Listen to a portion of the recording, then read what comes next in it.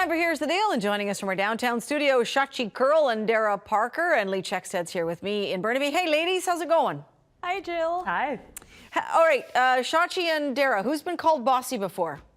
Well, I have two words for you, Jill. She brought props.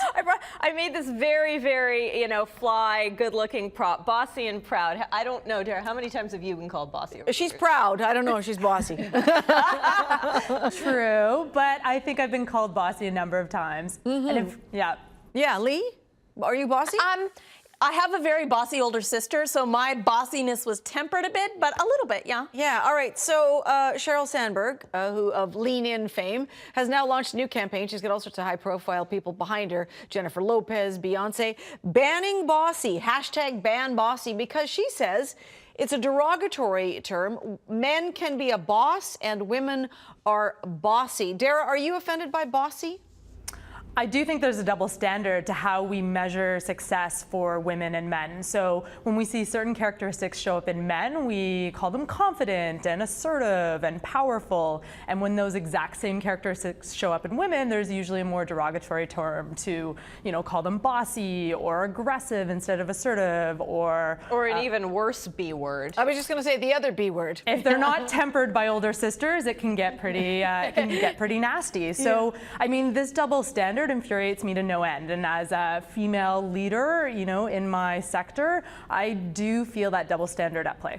Shachi, do you think there's room for a ban bossy campaign? Do you think this will have any impact?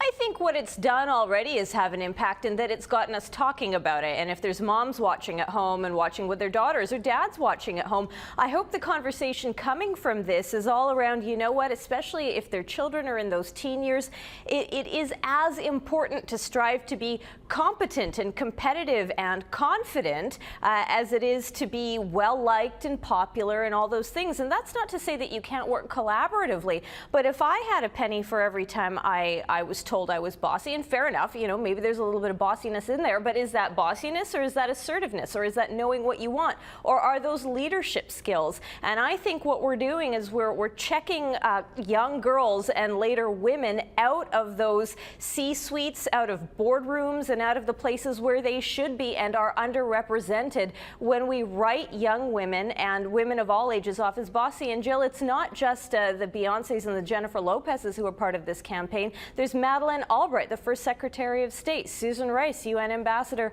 from the United States, and women who are probably very used to being called bossy and worse.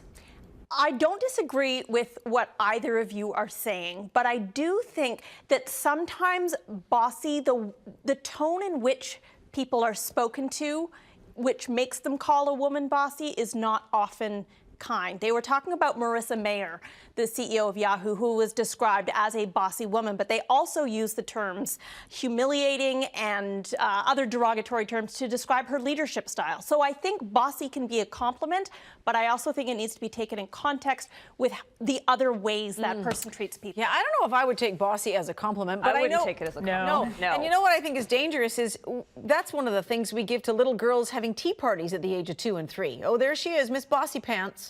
And so it starts that young, and we're led to believe that. Anyways, let's move along because we got lots to talk about tonight. Hockey Night in Canada. Strombolopoulos is going to be the host of the Saturday night edition of Hockey Night in Canada. Can you not hardly wait to hear Don Cherry try to say that? He couldn't even say Bieksa. That's the best point. There's nothing to say from there. That's going to be the moment that this really, culminates. Well, look, Don Cherry is nobody's boyfriend, and Strombo is, he's Canada's boyfriend. So, I think it's going to be a bit weird, but this broadcast, Hockey Night in Canada, has been trying to pull itself kicking and screaming into this decade, this century, and it's certainly a younger face and a more inclusive face. Over the years, we're talking about marginalizing people.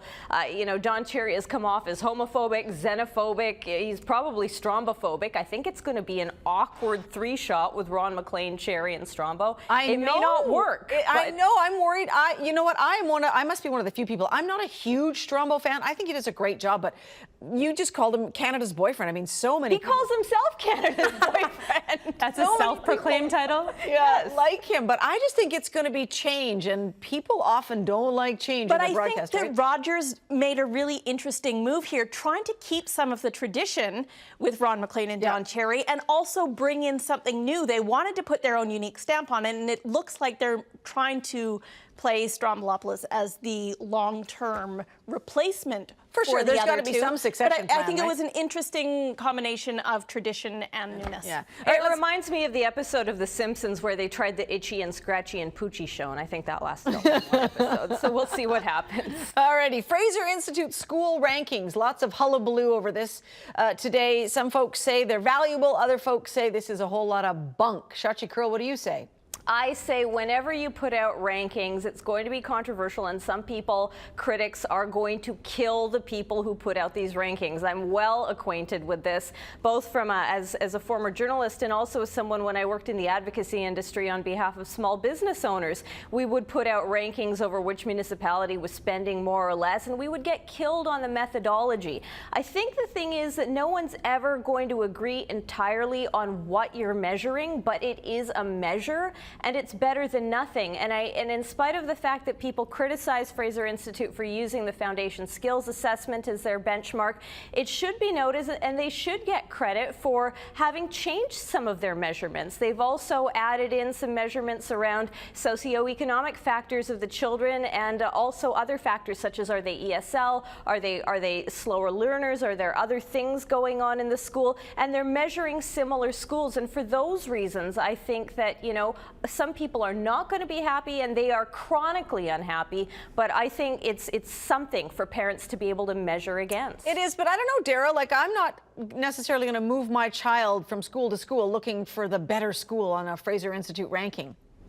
Well, and hopefully you won't just be able to. I mean, most people don't have the luxury of being able to afford private schools, or the luxury of being able to move into a different postal code that would afford them a school that had ranked higher. So for me, the standardized testing is really dangerous. It presents a slippery slope that might encourage the Canadian public education system to move more towards an American model, and that would be the worst thing that could happen for our country. Alrighty, we are out of time, ladies. I want to thank you for joining us. Shachi Curl and Dara Parker downtown, and Lee Checkstead in studio. Have a good one.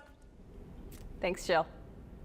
Coming up next on Unfiltered, new recycling rules and regulations in BC have not been met with open arms today and other protests. So exactly what is the problem?